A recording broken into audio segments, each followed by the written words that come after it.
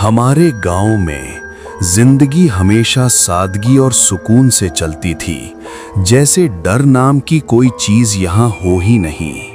लेकिन गांव के बाहर एक जगह ऐसी थी जिसका जिक्र होते ही लोगों के चेहरे बदल जाते थे।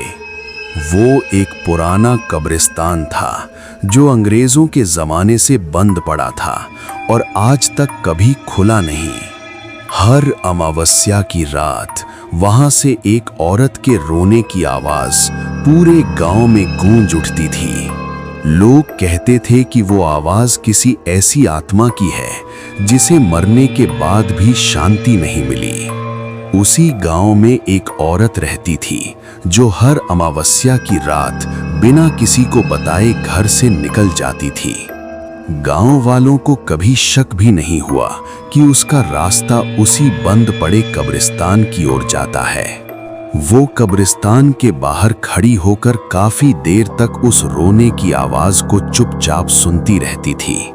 उसी समय कब्रिस्तान के अंदर एक पुरानी कब्र की मिट्टी हल्की हल्की हिलने लगती थी और जैसे जैसे वो आवाज तेज होती, उस औरत की आंखों से आंसू बहने लगते, मानो उसका उस कब्र से कोई गहरा रिश्ता हो।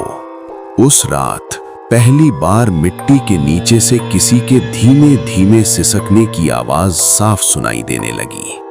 वो सिसकियां अब सिर्फ कब्रिस्तान तक सीमित नहीं रहीं, पूरा गांव उन्हें महसूस करने लगा।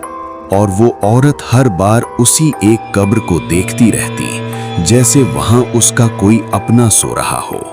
कहा जाता है कि अंग्रेजों के समय एक निर्दोष औरत को इसी कब्र में जिंदा दफना दिया गया था।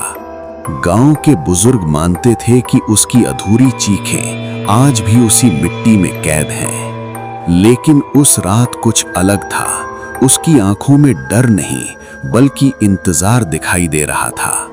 कब्र के अंदर से अब रोने की जगह धीमी धीमी हंसी सुनाई देने लगी। उस रात दो लोगों ने हिम्मत कर उसका पीछा करने का फैसला किया ताकि सच सामने आ सके। उन्होंने अपनी आंखों से देखा कि बंद पड़ा लोहे का फाटक अपने आप हिलने लगा था और बिजली की चमक में उन्हें एक ऐसी परछाई दिखी जिसने उनके होश उड़ा दिए। बिजली की उस एक चमक ने उनकी हिम्मत तोड़ दी, लेकिन उनकी आंखें सच देखने से खुद को रोक नहीं पाईं। वो औरत पहली बार फाटक के बिल्कुल पास गई और बिना छुए ही उसे खुलने का इशारा किया। जंग लगी जंजीर अचानक टूट गई और बरसों से बंद पड़ा कब्रिस्तान अपने आप खुल गया और उसी कब्र से वो परछाई पूरी तरह बाहर आने लगी, जिसकी चीखें सालों से दबाई गई थी। उस औरत की आंखों में अब आंसू नहीं बल्कि एक अजीब सी तसल्ली दिखाई दे रही थी। सालों पहले उसी गांव की एक बेगुनाह औरत को जिंदा दफना दिया गया था, सिर्फ एक झूठे इल्जाम में। कहा जाता है कि उसकी मौत अधूरी थी क्योंकि उसके साथ उसका अजन्मा बच्चा भी उसी मिट्टी में दफन हुआ था और जो चेहरा उस कब्र से बाहर आया वो उसी औरत से मिलता जुलता था जो हर रात यहाँ आती थी। टूटी हुई टहनी की आवाज ने उस सन्नाटे को चीर दिया और वो परछाई उनकी तरफ मुड़ गई। पलक झपकते ही वो उनके सामने थी और उनकी चीख रात की हवा में हमेशा के लिए खो गई। सुबह जब लोगों ने उन दोनों को पाया, उनकी आंखें खुली थी जैसे मौत से पहले उन्होंने कुछ असंभव देखा हो।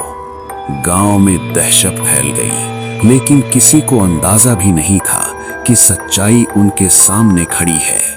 उस रात उसने पहली बार एक पुराना संदूक खोला जिसे उसने सालों से छुपा रखा था। उस लॉकेट के अंदर जो तस्वीर थी वो उसी औरत की थी, लेकिन 100 साल पुरानी।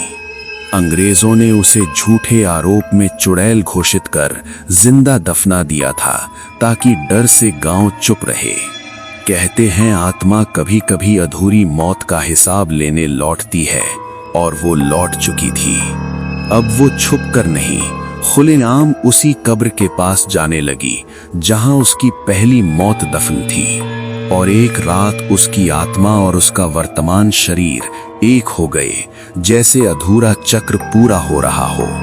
उस मिलन के बाद गांव की हर अमावस्या पहले से ज्यादा भारी और डरावनी होने लगी। कहते हैं वो आज भी वही है, फर्क बस इतना है कि अब रोने की आवाज नहीं, हंसी सुनाई देती है। सुबह होते ही सब कुछ सामान्य दिखने लगा, जैसे रात की वो दहशत सिर्फ एक बुरा सपना रही हो।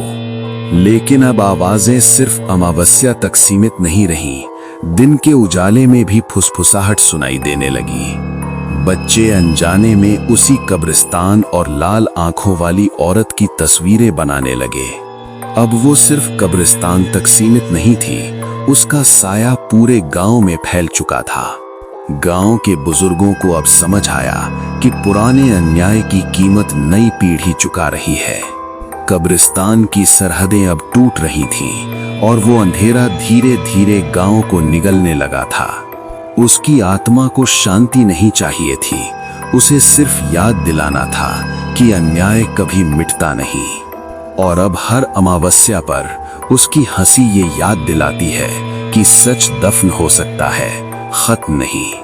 धीरे धीरे गांव के हर घर की रोशनी बुझने लगी, लेकिन कब्रिस्तान की आग और तेज हो गई। कहानी खत्म नहीं हुई, क्योंकि वो कब्रिस्तान आज भी खुला है और उसकी हंसी अभी भी गूंजती है।